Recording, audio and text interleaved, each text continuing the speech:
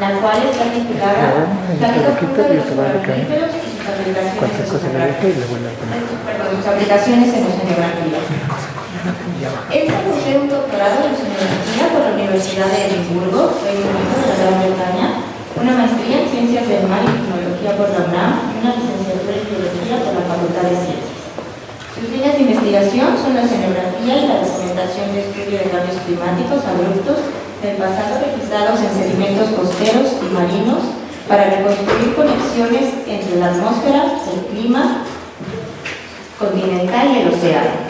Realiza investigaciones micropaleontológicas con foraminíferos como indicadores de cambios ecológicos a escala milenaria y glacial e interglacial. Es tutora de tesis de licenciatura y posgrado, autora de más de una veintena de artículos científicos publicados en revistas cientificadas y también escribe artículos de divulgación sobre el papel del océano y sus organismos. Actualmente es profesora de carrera en la Facultad de Ciencias y la Escuela Nacional de Ciencias de la Tierra, así como miembro del Sistema Nacional de Investigadores del CONACYT. Muchas gracias por estar aquí. Les cedo la palabra. Hola, ¿qué tal? Muy buenos días a todos. Bueno, pues vamos a empezar y ya espero al final adivinen por qué es que les puse la vida oculta. Entonces va a ser muy obvio, entonces no creo que necesite explicación al final. Bueno, como me presentaron, en realidad yo doy clases en Ciencias de la Tierra, pero es muy bueno regresar a sus orígenes de uno, ¿no? Entonces volver con los biólogos. Muy bien, pues vamos a empezar. Este es un poquito el índice que voy a seguir para hacer un recorrido desde el grupo, pues cómo es que se utiliza, por qué el registro fósil, en este caso pongo yo un poquito más de énfasis, en que en realidad los materiales con los que trabajamos son tan antiguos. Pero bueno, este es un poquito de lo que vamos a hablar y dar un par de conclusiones nada más para ello. Bueno, pues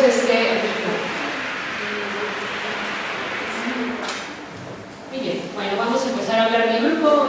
Pues los foraminíferos son realmente protistas muy exitosos, son increíblemente abundantes en los océanos actuales y pues principalmente habitan en dos lugares dentro del océano, en el plancton y en el bentos. Entonces de repente van a ver que hago mucha diferenciación entre un grupo y otro, porque la realidad es que trabajarlos y obviamente interpretarlos es un tanto diferente. Bueno, viene del latín foramen y ferón, que significa en muy pocas palabras que son organismos que poseen agujeros o hoyos. Pero eso realmente se ve en sus testas, no es que anden viajando por la vida con agujeros por todos lados, más bien es porque se conocen muy bien a partir de su registro fósil. Y la otra cosa muy interesante, no todos, pero muchos, sobre todo de los oceánicos y de los que trabajamos en oceanografía o paleoceanografía, pues secretan esta testa que se llama de carbonato de calcio, aunque hay otros minerales o materiales con los que secretan su conchita. Existen dentro de los foraminíferos unas 6.000 especies, pero les digo, se hace mucha diferenciación con los planctónicos, que son como unas 40 o 50, y la realidad es que son unos indicadores maravillosos todos ellos. El grupo, bueno, ahorita vamos a ver su clasificación, pero tiene unos risópodos reticulados, o granuloreticulifolios, que cuesta trabajo decir. Y ellos, bueno, pues lo que le ayudan al organismo es obviamente a su movilidad, a darle protección, la búsqueda de alimento y a secretar su testa también, entre otras virtudes que tiene esta manera de anastomosarse todo este citoplasma. Y se van adicionando camaritas conforme ellos van creciendo, entonces hay veces, bueno, de hecho en un inicio los primeros que estudiaron o que los vieron creían que eran moluscos, ¿no? Que eran como caracoles, pero obviamente pues cuando uno los ve de cerca, incluso cuando los compara con los caracoles, pues no tienen mucho que ver incluso en su estructura. Ahorita les voy a decir dónde exactamente está la mayor parte del citoplasma, y la otra es que bueno, su alimentación es muy diversa y principalmente los que viven en el plancton, es decir, en los primeros metros de la columna de agua del océano, pues pueden ser, pues se alimentan de otros organismos o se alimentan ya sea, bueno, les dicen carnívoros o herbívoros, ¿no? Y los que son bentónicos, la gran mayoría son detritívoros, aunque también los que tienen sus simbiontes pues son muy, pues es otro tipo de ambiente, ¿no? Este es un y bueno, sus tamaños son muy variados dependiendo de dónde viven y de qué está hecha su testa, pero ahorita vamos a ir viendo. Bueno, muy brevemente, nada más para presentar en qué lugar están dentro de toda esta taxonomía y sistemática.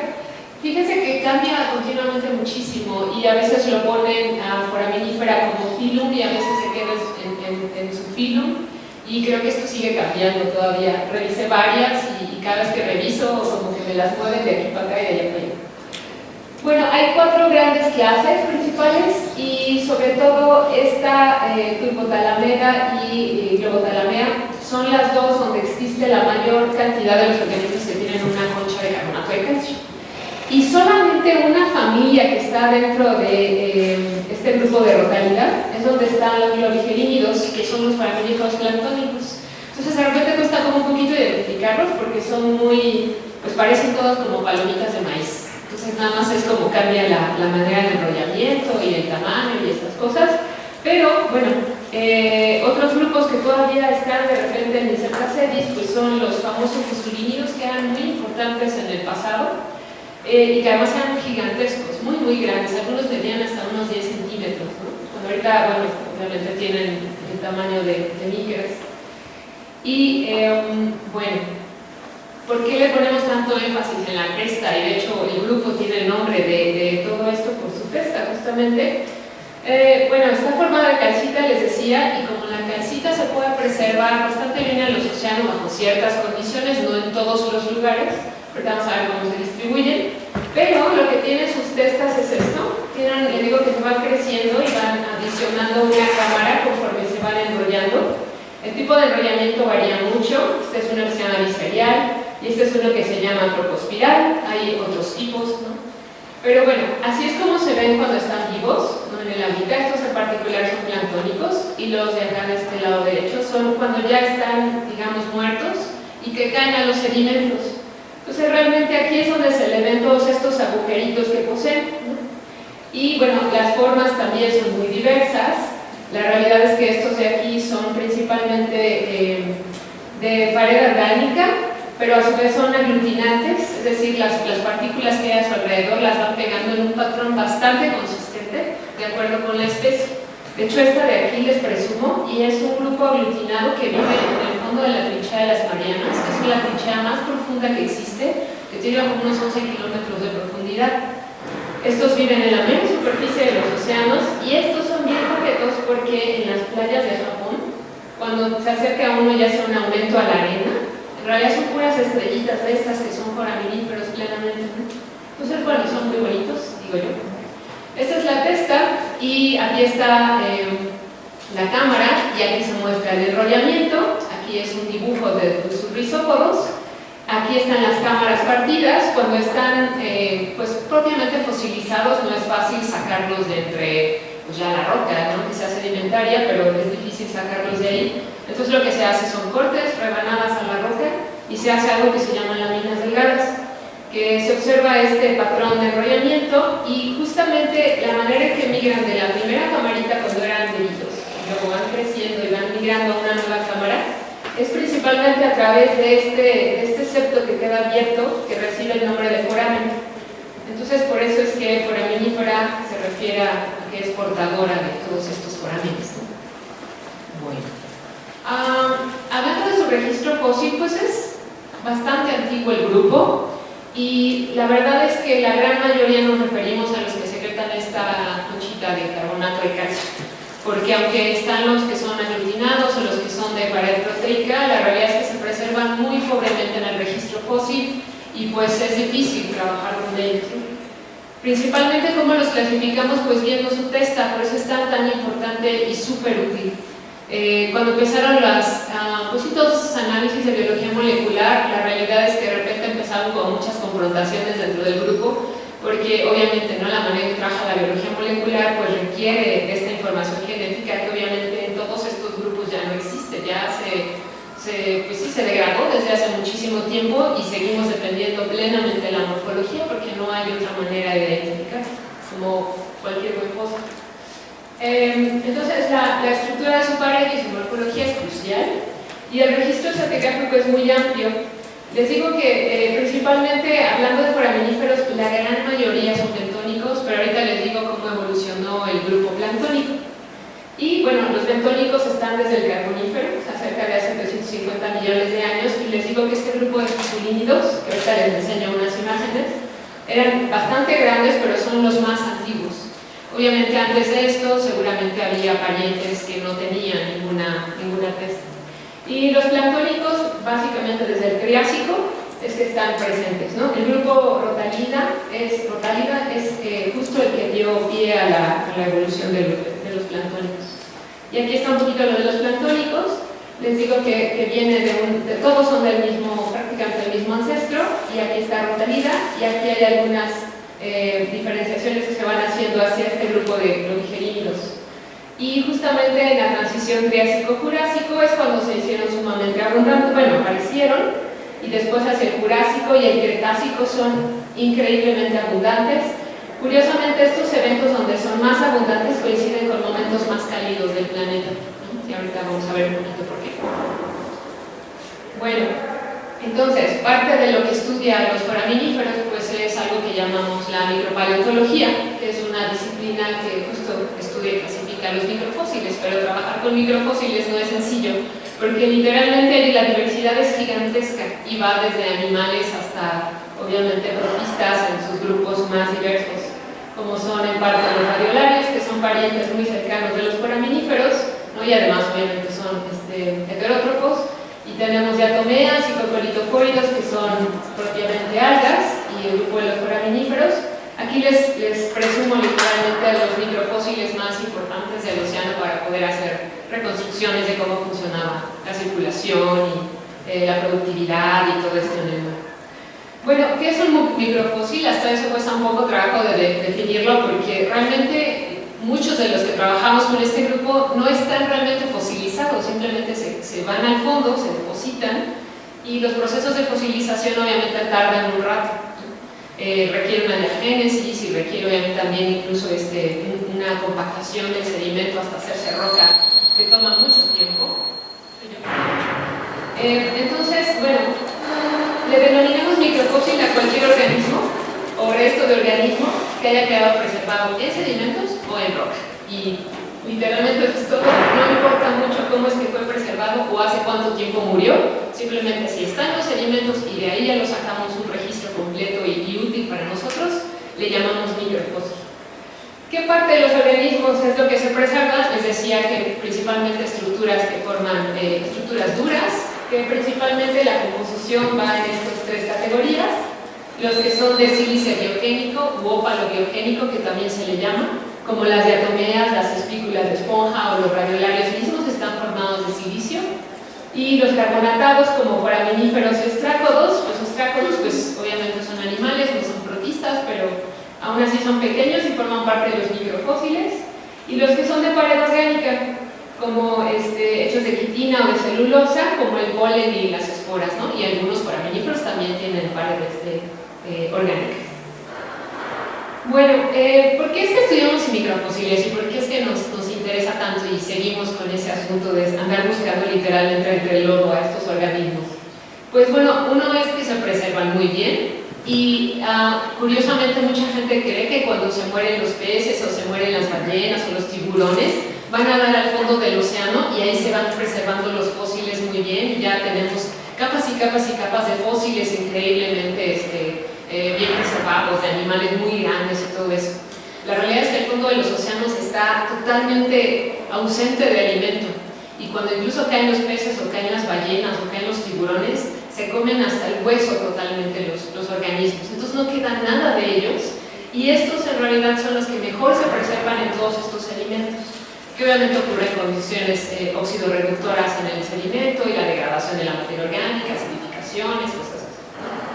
Bueno, entonces la otra es que son increíbles indicadores porque como se conserva no solamente la población sino la comunidad completa, pues lo que hace es que nos dan información bastante compleja y bastante completa del ambiente.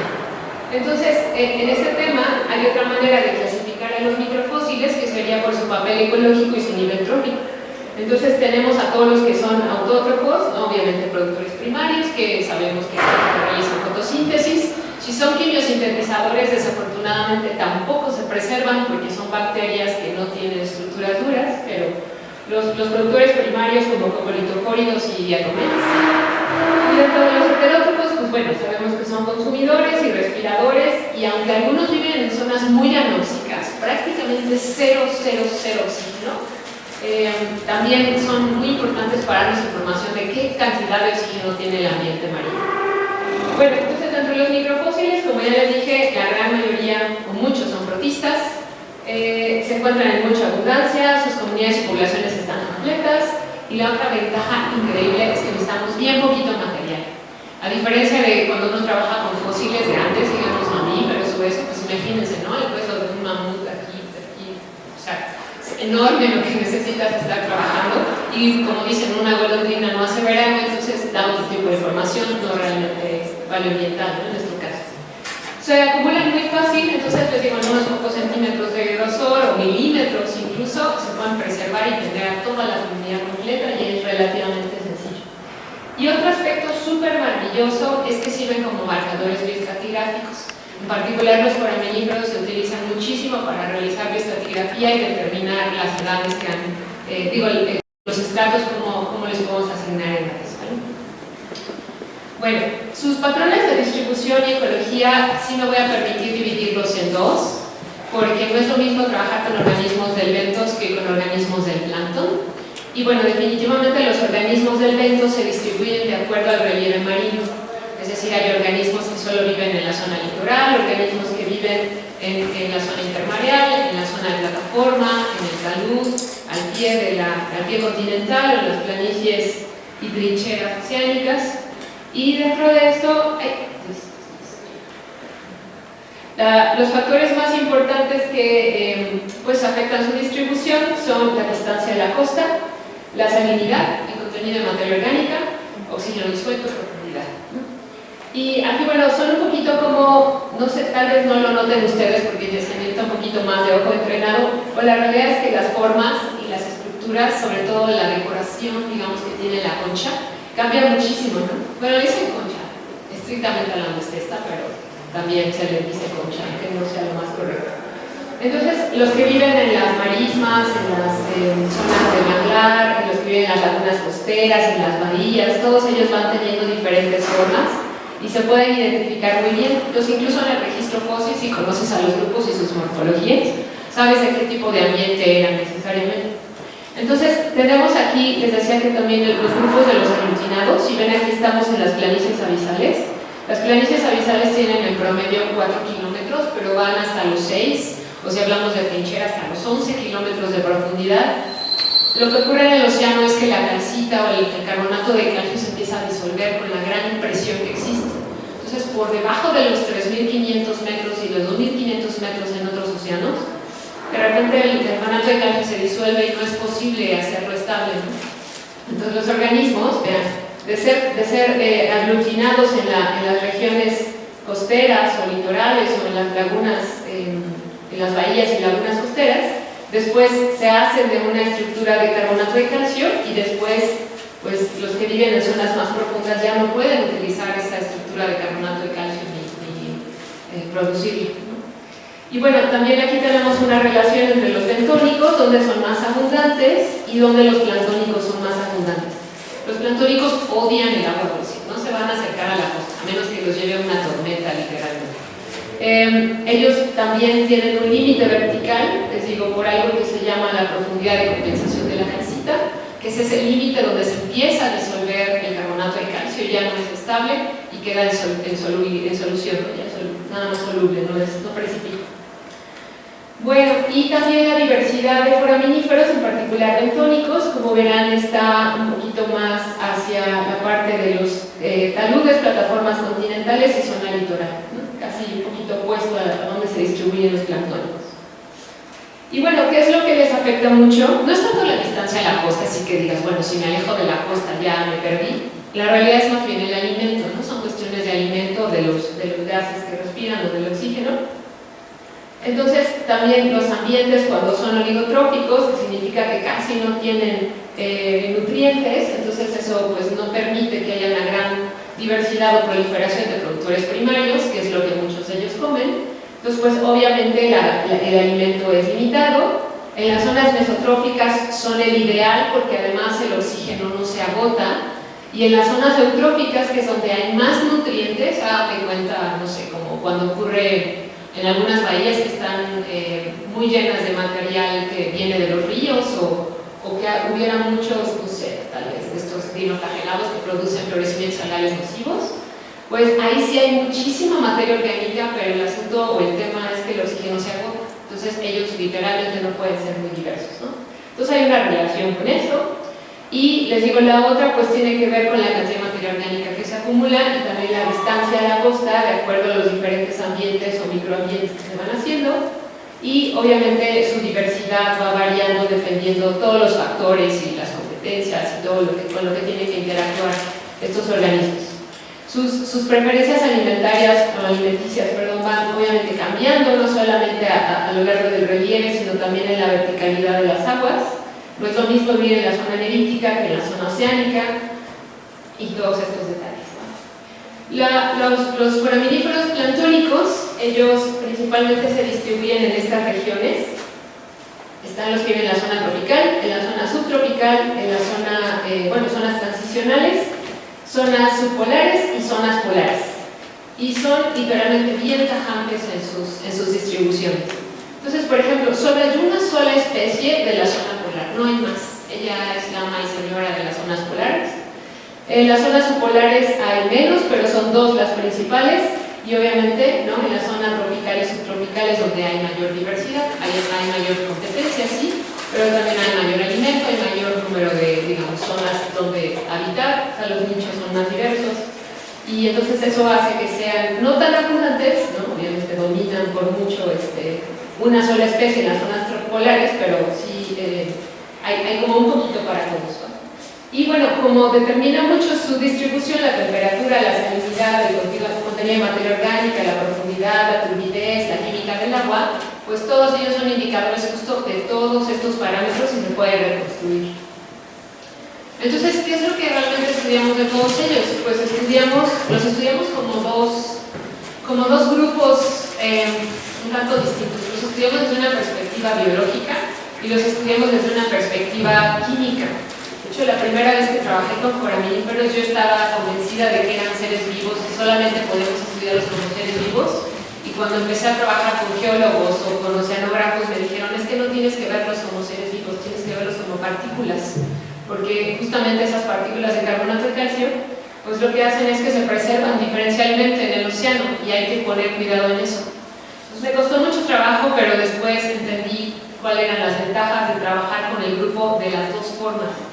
Entonces trabajamos desde su perspectiva ecológica y sabemos pues cómo es que viven, crecen, con quién conviven y qué tipo de indicadores o procesos oceanográficos o litorales existen. Y la otra es a través de analizar la química de sus testas. Da una cantidad de información muy impresionante porque ayuda a conocer la química y la física del agua. Gracias a cómo ellos van generando sus estructuras, sus testas o sus conchitas, la realidad es que se pueden reconstruir incluso los ciclos glaciares, interglaciares, ciclos de mayor escala que tienen que ver con obviamente periodicidades geológicas.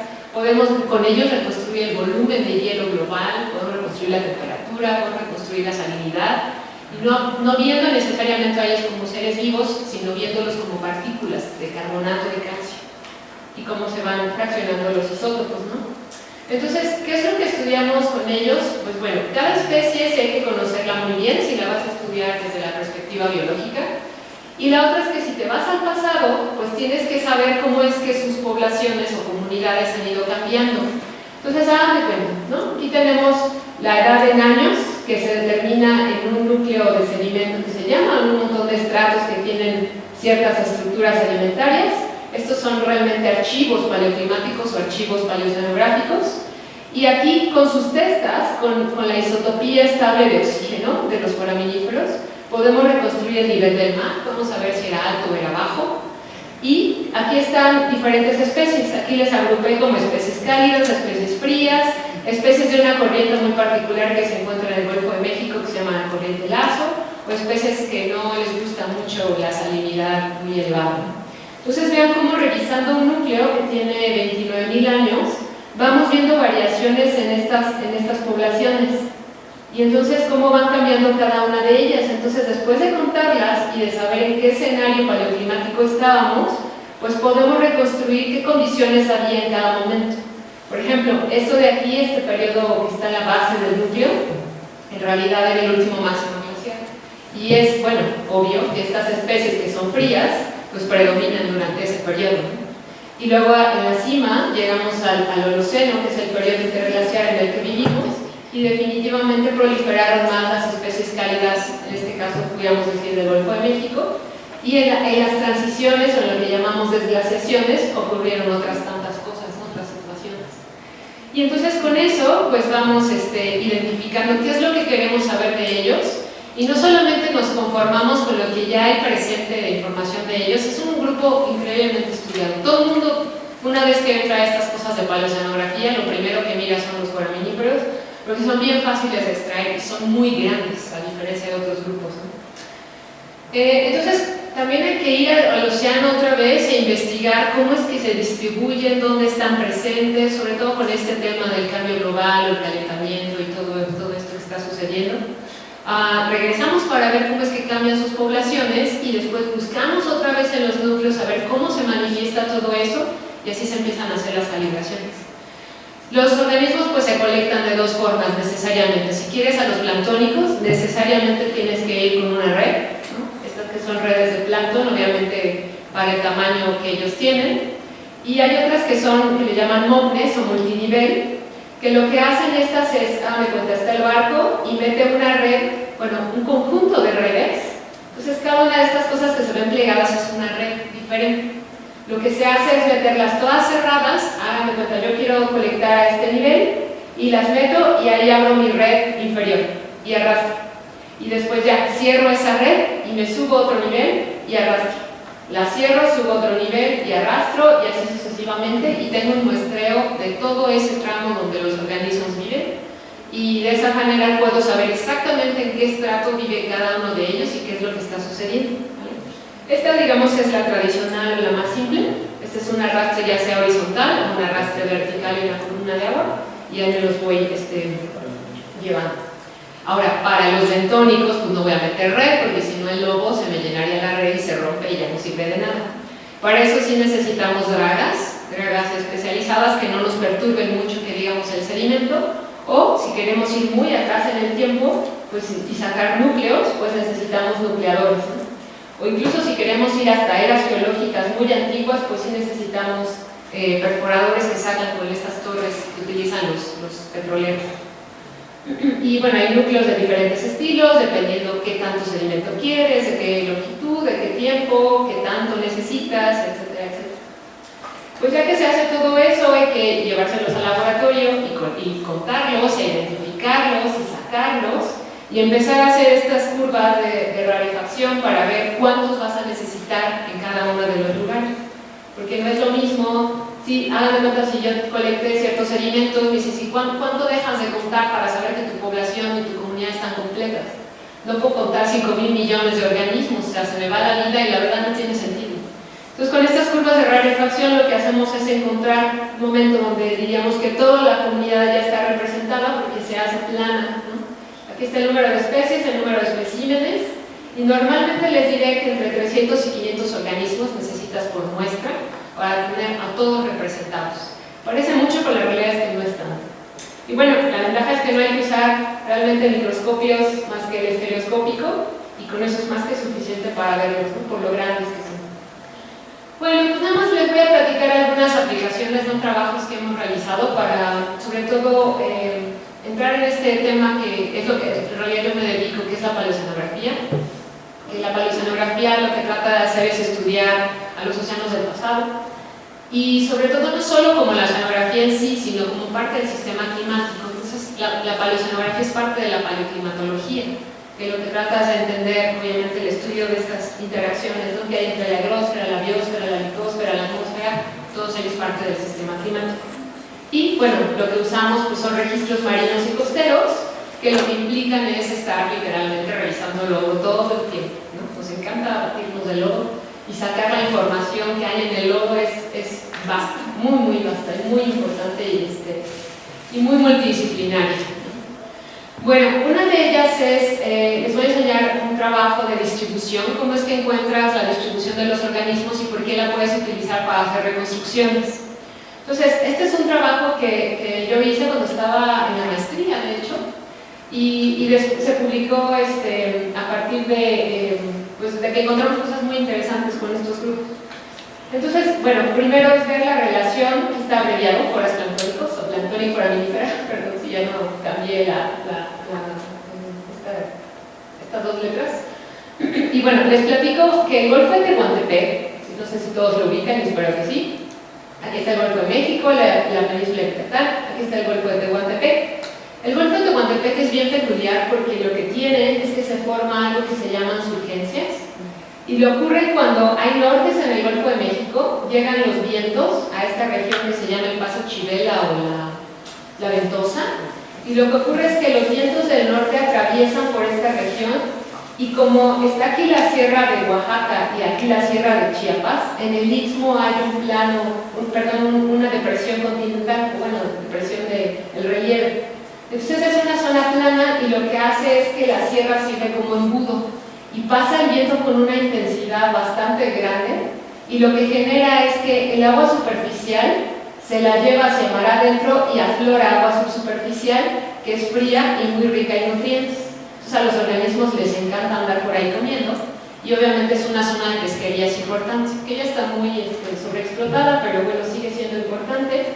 Y entonces lo que queríamos ver era si los foraminíferos, porque ya se habían encontrado en un núcleo, ver cómo es que se distribuían, ¿no? Entonces había que contarlos y había que hacer algo que se llama análisis multivariado. Y en el análisis multivariado lo que se obtiene es una serie de asociaciones o ensambles que nos van diciendo cuáles son las características oceanográficas importantes. Y aquí en el Golfo, en este Paso Chivela, es bien curioso porque si alguna vez viajan para allá, todas las palmeras, los árboles, todas miran al sur. Son tan fuertes los vientos que todas están mirando al sur siempre. Hasta llama la atención cuando no hay viento y dices, pues ¿por qué todos ven para allá? Pero bueno, es que son vientos muy fuertes, muy intensos. Entonces, lo que encontramos fue que había un momento y unas especies representativas durante diciembre y abril se da este fenómeno de surgencia, que es cuando ocurren los nortes. Y estos bichitos eran realmente los que predominaban casi en todo el Golfo, ¿no? O sea, el fenómeno de la surgencia en Tehuantepec o del afloramiento en Tehuantepec es muy dominante.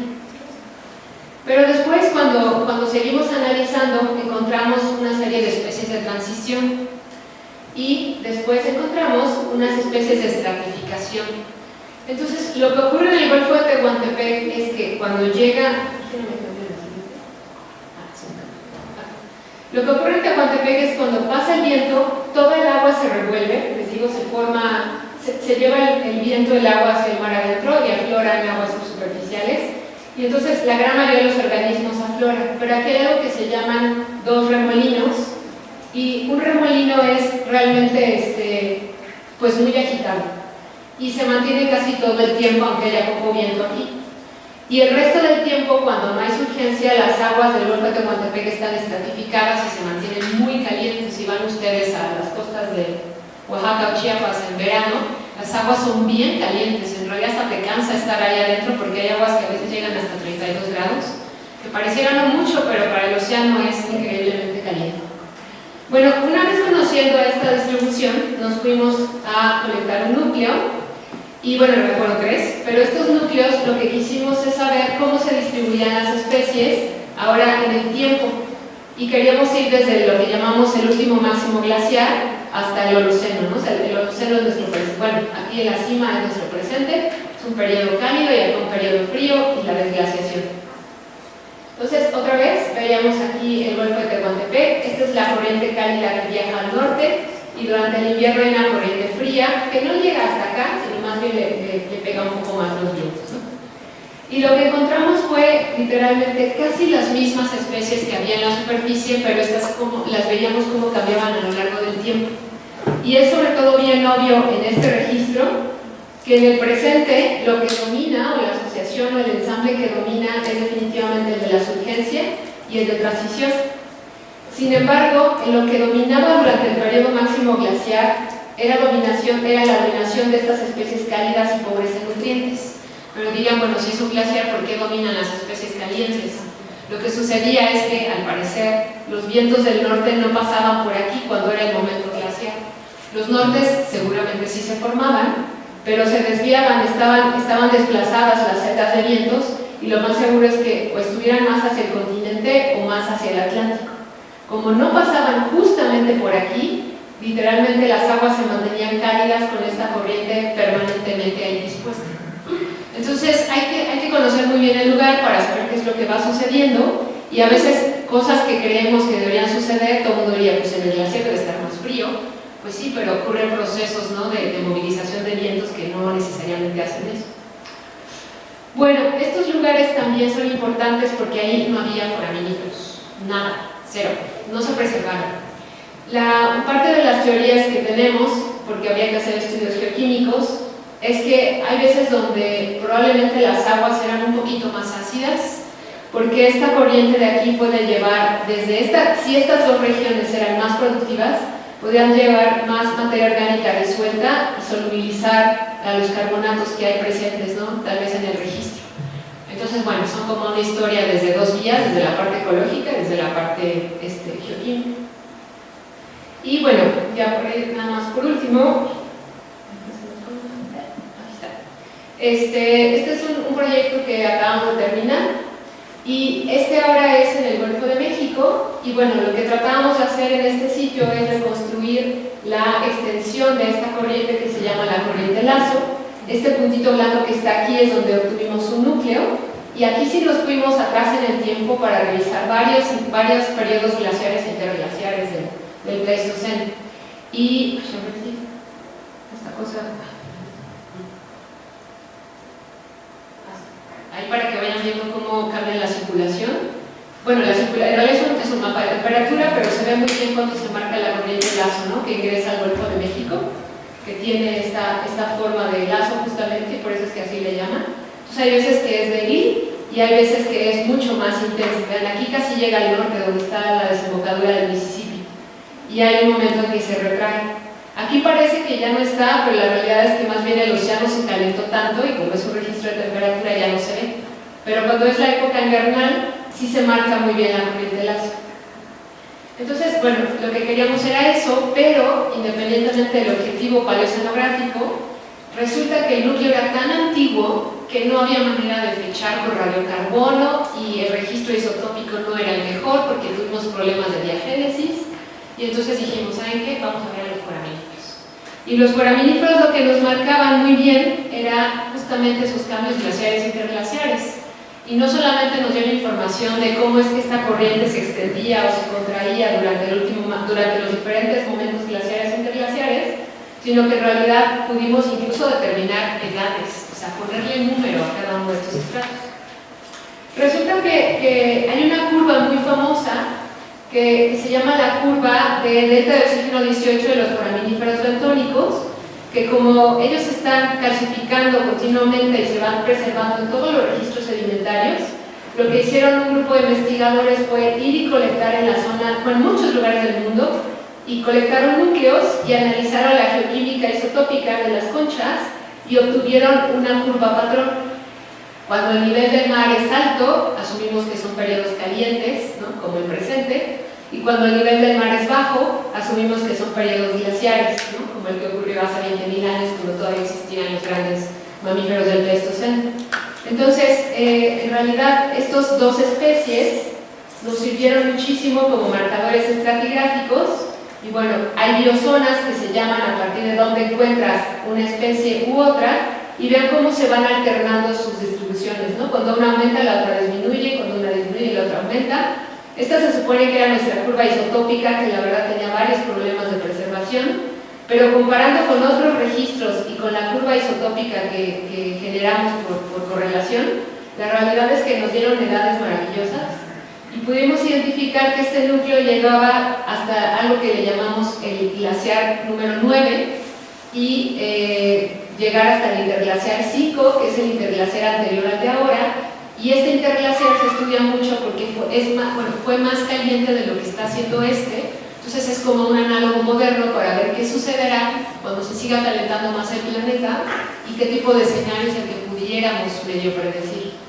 Entonces estos son patrones naturales del clima de la Tierra que se preservan tanto en los sedimentos marinos y en las señales geoquímicas que tienen sus organismos y en su distribución y abundancia. Entonces todo va de la mano y todo lleva un ritmo pues muy estrecho, ¿no? Y bueno, por último ya nada más, pues los foraminíferos, les juro que es el grupo o uno de los grupos más conocidos de microfósiles, más fáciles de estudiar y definitivamente muy abundante, muy bien preservado. Trabajan un montón de diferentes especialistas, ¿no?, para hacer trabajos multidisciplinarios del océano y la zona litoral. Y la otra es que, bueno, su evolución nos permite no solo hablar de ellos mismos, sino hablar del ecosistema donde viven. Y todo esto pues nos habla de la paleontología, de la geoquímica. Y también podemos conocer la historia de las variaciones y cambios climáticos abruptos que han ido ocurriendo en la historia del planeta a diferentes escalas. Y definitivamente también ahora se busca realizar predicciones para ver qué cambios se cree que pueden venir a partir de todo este efecto antropogénico. Bueno, pues eso es todo. Les agradezco mucho. Este es el número del proyecto que terminó, entonces nada más para darle el crédito y gracias a ustedes.